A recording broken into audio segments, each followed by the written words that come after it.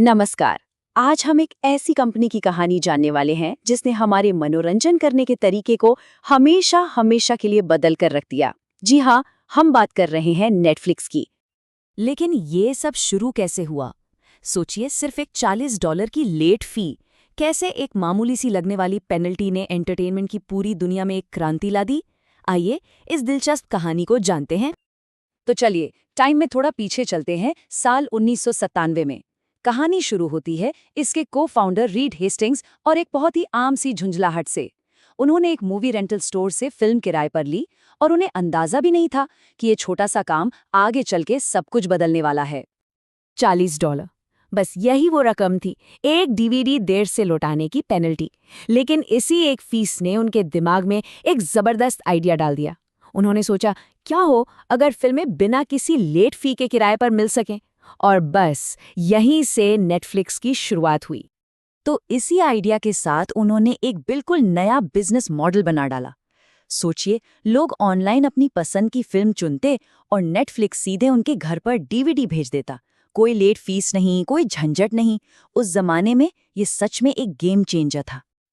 अब यहाँ देखिए, ये अंतर बिल्कुल साफ दिखता है। एक तरफ था ब्लॉकबस्टर, मतलब स्टोर जाओ, लाइन में लगो और ऊपर से लेट फीस का डर।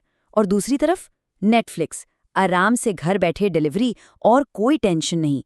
चॉइस तो बिल्कुल क्लियर थी, है ना? और यहीं से कहानी एक बहुत ही दिलचस्प मोड़ लेती है। एक ऐसा मोड़ जहां ब्लॉकबस्टर ने शायद अपने बिजनेस की सबसे बड़ी गलती कर दी। नेटफ्लिक्स ने ब्लॉकबस्टर को एक ऑफर दिया, अपनी पूरी कंपनी उन्हें बेचने का, और वो भी सिर्फ $50 मिलियन में।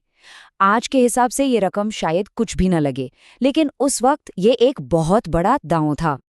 लेकिन ब्लॉकबस्टर ने क्या किया? उन्होंने इस ऑफर पर हंस दिया। उन्हें लगा कि ये छोटा सा डीवीडी स्टार्टअप कभी कामयाब नहीं होगा। और ये फैसला, जैसा कि हम सब जानते हैं, बिजनेस की दुनिया की सबसे बड़ी गलतियों में से एक साबित हुआ। तो ब्लॉकबस्टर ने तो मना कर दिया, पर नेटफ्लिक्स रुका नहीं। जैसे जैसे इंटरनेट तेज होता गया, नेटफ्लिक्स ने भविष्य को पहचान लिया।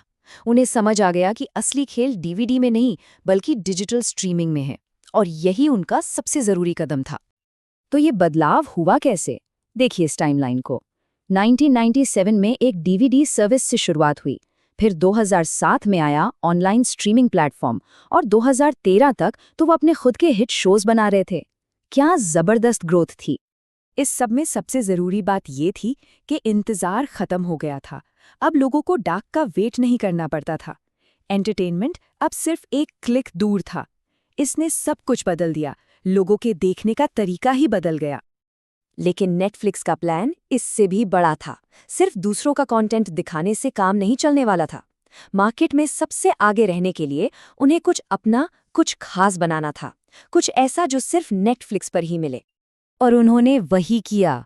हाउस ऑफ कार्ड्स से लेकर स्ट्रेंजर थिंग्स और स्क्विड गेम तक, ये शो सिर्फ हिट नहीं हुए, ये कल्चरल फिनोमिनन बन गए। लोग अब नेटफ्लिक्स इसलिए खरीद रहे थे क्योंकि उन्हें ये ओरिजिनल्स देखने थे। तो इतने सालों के बाद आज नेटफ्लिक्स कहाँ है? कहानी अब आज के दौर में आती है। नेटफ्लिक्स अब एक ग्लोबल पावर हाउस है, लेकिन अब मैदान में नए खिलाड़ी भी आ चुके हैं। जरा इस नंबर को देखिए, 190 से ज्यादा देशों में।